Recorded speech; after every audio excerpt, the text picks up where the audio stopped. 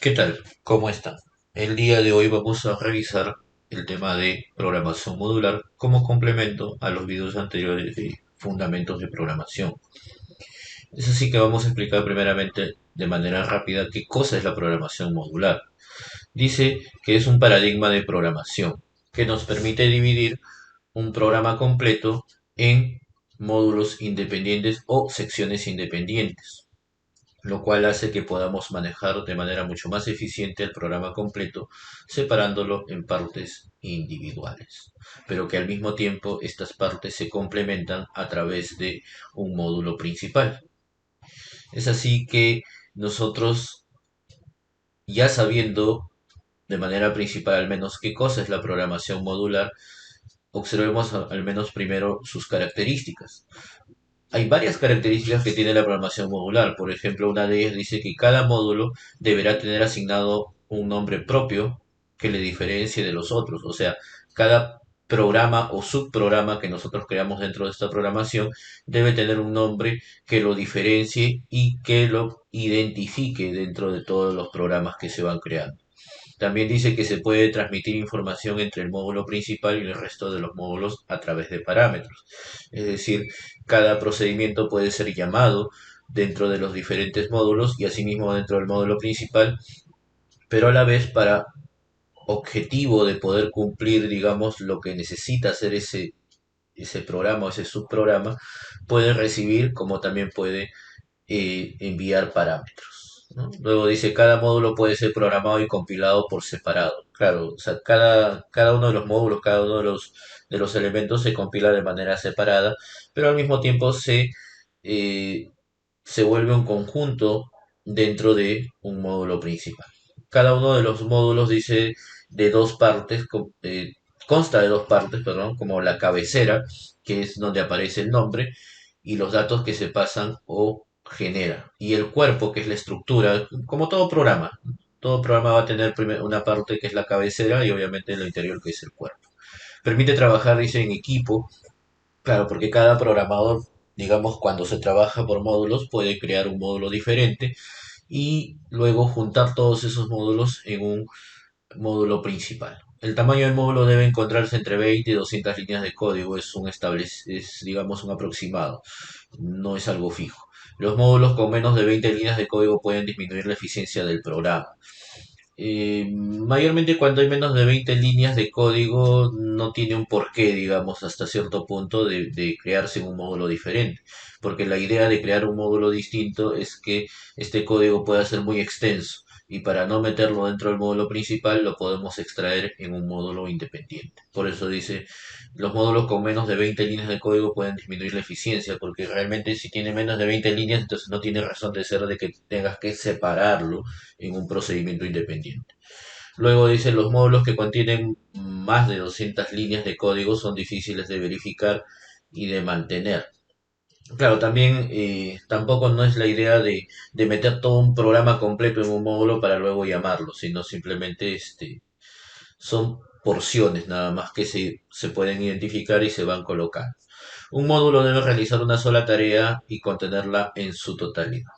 Claro, la idea del módulo también igual, volviendo a los casos anteriores, o sea, la idea principal es que tú hagas una actividad dentro del módulo, no que hagas muchas actividades dentro de un módulo para luego llamarlas desde otro lugar, porque si no, ya no tendría la idea de seccionarlo, porque todo lo estarías haciendo en un módulo independiente, en un módulo aparte.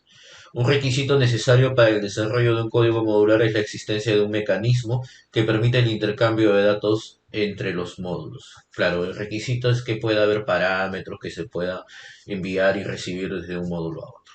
Bien, entonces esas son algunas de las características. Ahora, rápidamente también podemos identificar si un módulo es cada una de las partes de un programa que resuelve uno de los subproblemas. Es como un pequeño robot, ¿no? Que cada parte tiene que resolver algo, tiene que hacer algo, ejecutar alguna acción. Entonces, eso se convierte en módulos. Cada uno de estos módulos, dice, tiene una tarea bien definida y algunos necesitan de otros para poder operar. Hay módulos que para poder operar necesitan que otros módulos también, digamos, se procesen. Entonces, es toda una cadena, pero Digamos que cuando hay un error, hay un problema, mayormente se ataca al problema mediante los módulos, lo cual es mucho más difícil cuando todo está dentro de un solo lugar, ¿no? Cuando todo el código lo tengo en un solo plano, y el código se hace más y más extenso, entonces es mucho más difícil verificar el problema que cuando está separado por módulos. Entonces, la clasificación de los módulos nos habla un poco acerca de cuánto, o sea, qué tipos de módulos existen. Existen dos tipos de módulos, dice, los subproblemas o módulos se diseñan con subprogramas, que a su vez se clasifican en lo que son procedimientos y lo que son funciones. Los procedimientos vienen a ser aquellos módulos que ejecutan acciones en su interior y no devuelven información alguna, solamente ejecutan lo que contiene. O sea, si yo le digo que cree un procedimiento o un módulo en todo caso que me permita ejecutar una acción determinada, entonces lo puedo crear dentro de un módulo, un procedimiento, porque va a ejecutar algo. Pero a diferencia de los procedimientos está la contraparte, que son las funciones. Las funciones no solamente ejecutan acciones en su interior, sino que devuelven un resultado. Y ahí justo la diferencia entre el procedimiento y la función, que a la vez son módulos que se pueden crear. El procedimiento no devuelve información, mientras que la función sí devuelve información. La función tiene la capacidad de retornar un valor a través de una operación realizada. Los procedimientos y funciones son unidades, dice, de programas diseñados para ejecutar una tarea específica. Por ejemplo, los procedimientos predefinidos como leer, ¿no? Que es una acción, lo que está haciendo está leyendo algo, escribir porque está escribiendo algo, están diseñados para realizar operaciones de entrada y salida de datos de un programa. ¿Ok? Entonces, principalmente los procedimientos son rutinas, son acciones que se pueden ejecutar en el interior de un módulo en particular. Son subrutinas en subalgoritmos que recibiendo o no datos, dice, permiten devolver varios resultados, un resultado o ninguno, pero es la ejecución de los resultados. ¿Ok? Entonces el procedimiento está compuesto por un grupo de sentencias a las que asigna un nombre. Normalmente, así como el módulo nos indicaba que debe tener un nombre identificador, el procedimiento es un módulo independiente. Entonces, este procedimiento también necesita obviamente tener un identificador. Dice, y constituye una unidad de programa. La tarea asignada al procedimiento se ejecutará siempre que se encuentre el identificador. O sea, si llamamos al procedimiento por su nombre, entonces estaremos ejecutando el contenido de ese procedimiento. Bien, hay que tener en cuenta, obviamente, para verificar los ejemplos que vamos a ver, que todo procedimiento tiene una manera de declararse, ¿no? La declaración de un procedimiento no indica a la computadora que ejecute las instrucciones dadas, dice, sino que indica a la computadora cuáles son estas instrucciones y dónde están localizadas cuando sean necesarios. O sea, cuando tú llamas un procedimiento, lo que estás haciendo es ir al procedimiento y ejecutar específicamente lo que el procedimiento tiene en su interior. ¿Ya? Entonces, la forma de declarar, dice el formato uno, por ejemplo, dice subrutina, el nombre de la subrutina, por ejemplo, ahí tiene el nombre, la declaración de variables, como si fuera un algoritmo más, ¿no? Su declaración, su inicio, sus acciones y el fin de la subrutina. Luego, por ejemplo, en la parte inferior tenemos el formato 2 en donde la subrutina, aparte de que tiene un nombre, tiene una lista de parámetros que utiliza el método, en este caso el procedimiento, para poder ejecutar algo. O para poder, claro, para poder realizar una acción. Tiene su declaración de variables y sus acciones. Son dos formatos similares. El primero no posee parámetros, pero lleva paréntesis porque es una zona de parámetros. Mientras que el segundo sí posee parámetros separados por comas. De manera algorítmica no se especifica en el parámetro el tipo de dato que posee cada parámetro, pero se indica de manera general el nombre nada más del parámetro, ¿no? Como una variable. Y luego en su interior también se pueden declarar variables como si fuera un algoritmo más, porque a las finales lo es una rutina aparte, pero que también se puede declarar. Entonces acá te dice el nombre es el identificador válido y la lista de parámetros formales, por ejemplo, son los parámetros de entrada y salida que puedes especificar. ¿Correcto? Bien, entonces tenemos un ejemplo más o menos de cómo puede trabajar un algoritmo. interno, o una subrutina, por ejemplo, acá le llama subalgoritmo, en PSeInt le llama subalgoritmo. Este es un subalgoritmo que imprime una línea en base a una cantidad de caracteres. Por ejemplo, acá se está observando que utiliza un parámetro n, ¿no? Y luego hace una rutina interna donde dice para i que empieza en uno, o sea, está empezando en el valor uno y llega hasta n, o sea, hasta el número de caracteres que va a imprimir. Y luego, ¿qué cosa es lo que escribe? Una línea, un guión, ¿no? Y lo escribe sin saltar para que salga uno al costado del otro. Luego, para que termine la línea, simplemente escribe un vacío, lo escribe debajo de la estructura repetitiva y ahí termina el subalgoritmo. Luego, ese subalgoritmo, cuando tú quieres llamarlo desde un algoritmo principal, lo único que haces es indicar su nombre y entre paréntesis colocarle el valor de la cantidad de elementos que quieres imprimir. Entonces te va a imprimir una línea de cinco signos menos, 5 caracteres. Acá te va a imprimir una línea de 10 caracteres y acá una de 15. Entonces eso lo podemos ver en acción de repente a través de un ejemplo, ¿no? Acá te dice bien claro que en la parte superior se observa la subrutina bajo el nombre de subalgoritmo y en la parte inferior se aprecia el algoritmo principal que es el que llama a la subrutina indicándole el valor del parámetro que le va a pasar para que éste pueda ejecutar la acción. Bien, entonces vamos a verlo a través de un ejemplo. Justamente este ejemplito vamos a verlo en acción cómo trabaja en PS.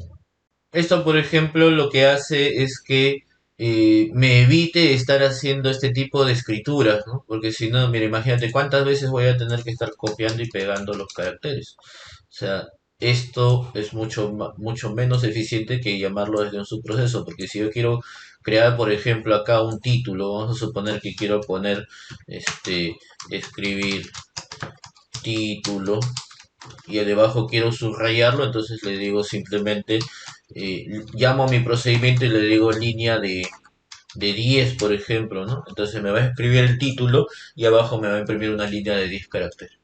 O sea, eso es lo que hace el procedimiento. Este es un procedimiento que necesita un parámetro para poder ejecutarse. ¿Correcto? Entonces, ese es un procedimiento bastante práctico. Bastante práctico. Ahora, si nosotros, por ejemplo, queremos ver los dos tipos de procedimientos que habíamos visto en la diapositiva o en todo caso hace un momento en las especificaciones, nosotros el primero de los procedimientos que estamos revisando ahorita es el de procedimiento llamado subproceso, mientras que el otro que es función, eso ya lo estamos viendo en un siguiente video tutorial. Antes de culminar, bueno, vamos a ver todavía cómo podemos hacer otros ejemplos más, ¿no?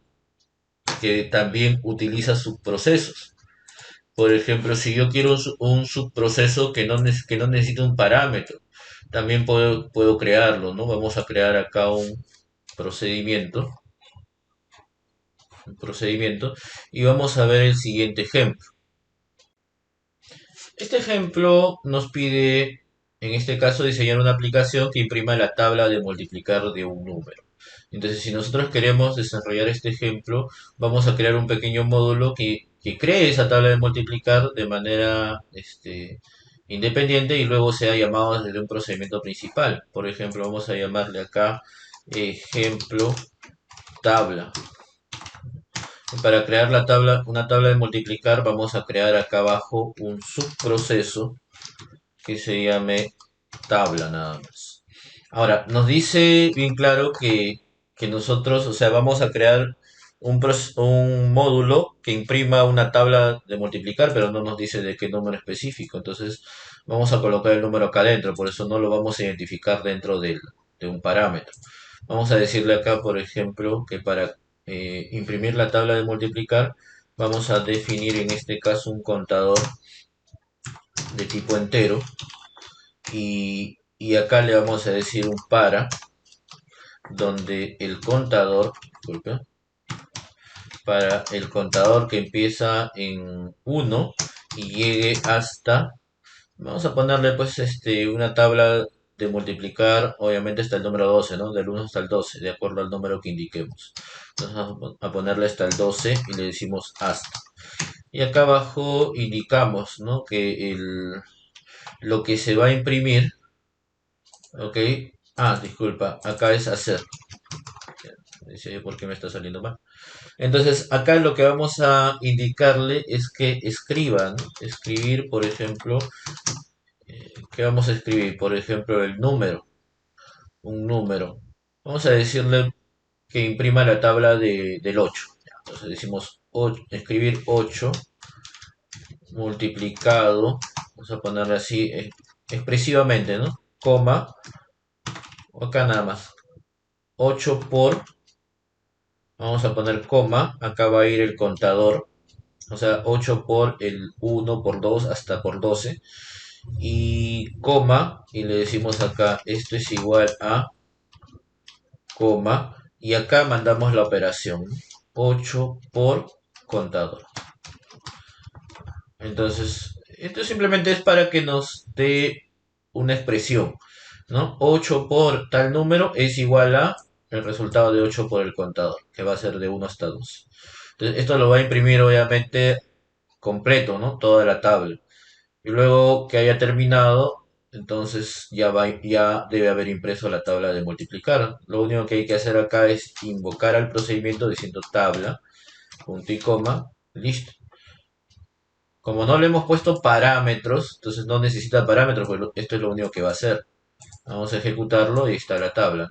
Ahí tenemos la tabla de multiplicar, 8 por 1 por 2 hasta por 12, la tabla del 8. Entonces, si quieres variar el número, simplemente lo varías acá adentro. Pero este es cuando no tiene parámetros. Y si tuviera parámetros, o sea, si yo quisiera que este algoritmo reciba el número, simplemente cambio, ¿no? O sea, acá llamaría de repente otro procedimiento para no cambiar el anterior y este procedimiento le pongo, por ejemplo, el parámetro num, ¿ok?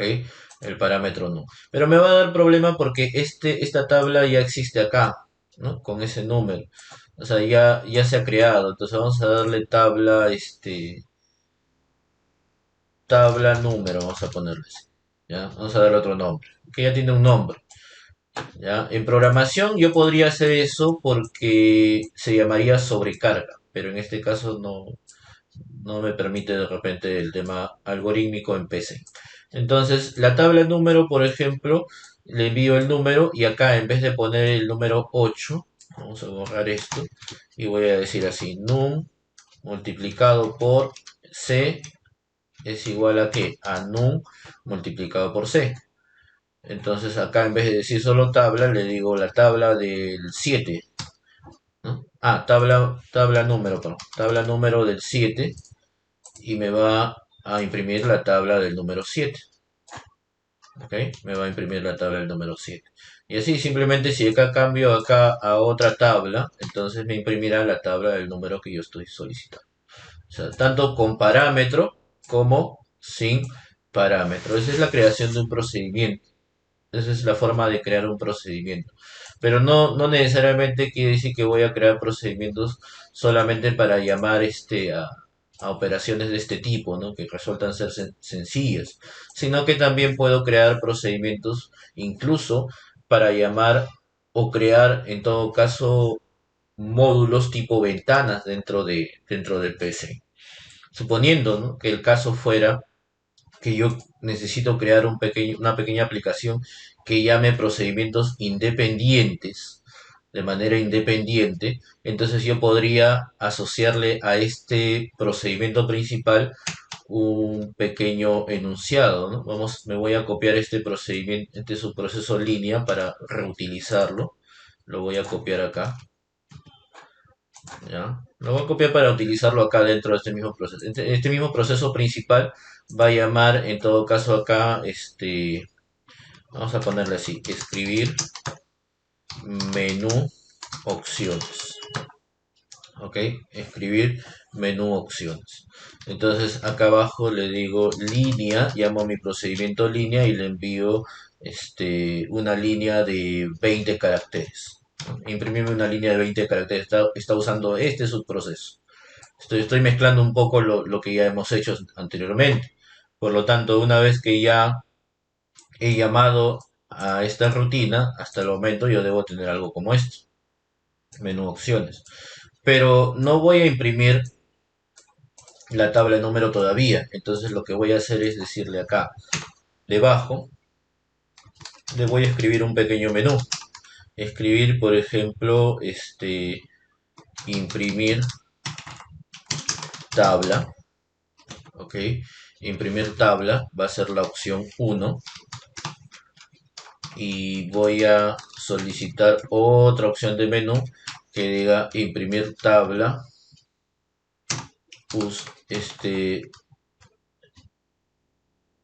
especificando número, ¿no? Acá no especifica el número, acá sí. Entonces lo que va a pedir acá es que tú des una indicación. Entonces imprimimos una línea divisoria de 40 caracteres, por ejemplo, una línea más amplia. Y acá le decimos, ¿no? Escribir, ingrese la opción del menú. Ok, ingrese la opción del menú. Entonces, si te dice ingrese la opción del menú, tú lo vas a ingresar al costado, le vamos a decir sin saltar, y acá al costado la vas a ingresar. ¿Ya? Esto todavía lo voy a comentar momentáneamente para ver cómo va quedando. Mira, va quedando de esta forma.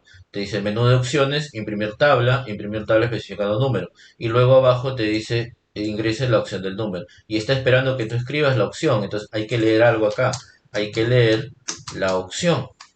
Pero la opción tiene que ser una variable que voy a definir de tipo entero para poder saber qué número es el que voy a invocar, el uno o el 2. Entonces simplemente acá, como ya leí la opción, acá le voy a decir un según. Y acá le vamos a poner implicando algunas cosas que ya sabemos, ¿no? Acá le decimos, por ejemplo, según opción, eh, fin de según. Acá me falta la palabra hacer, ¿ya? Entonces, según opción, y acá pregunto, ¿no? En caso, vamos a ponerle así de frente, uno. O sea, si invocaste el elemento uno, o sea, si ingresaste el elemento uno, acá va a hacer algo. Pero si ingresaste el elemento 2, entonces vas a hacer otra cosa. ¿Sí? En el caso del elemento uno, se supone que vas a imprimir la tabla común. Entonces ahí es donde llamas solamente a tabla. ¿Ya? Pero la vamos a invocar especificando primero limpiar pantalla. O sea, primero limpia la pantalla y luego imprime la tabla. Luego, si invocantes el número 2, limpias la pantalla, limpiar pantalla, y le dices, ¿no? Escribir, ingrese, no sé, perdón, ingrese un número. Entonces tú ingresas un número, acá le dices sin saltar, ¿ya? Y ese número también lo vas a definir acá, que es el número que vas a ingresar, de tipo entero. Entonces tú ingresas un número, lees ese número, leer num, y una vez que ha sido leído, invocas a tabla número, que es este procedimiento que ya está escrito abajo. Esto ya no va. Lo invocamos, tabla número, pero ya no con 9 sino con num, con el número que tú estás leyendo acá. Entonces te va a imprimir la tabla que está por acá, específicamente con el número que tú le estás enviando. ¿Ok? Y podemos probarlo, ¿no? O sea, acá por ejemplo decimos, se dice, a ver, la opción uno ya, me imprimió la tabla del número 8, ¿no? Que fue el primer método. Pero reinicio le digo número 2, entonces me dice, ingreso un número, si le digo, a ver, 4, me imprime la tabla del 4, ¿te das cuenta?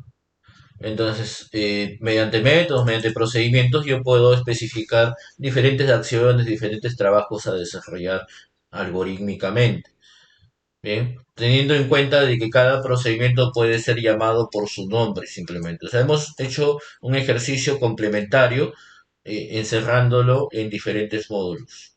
Bien, espero que les haya sido bastante útil y que puedan aplicarlo en diferentes ejercicios en el transcurso de sus operaciones o o funciones que deban desarrollar, ¿no? De repente están estudiando temas de algoritmos, también lo pueden aplicar.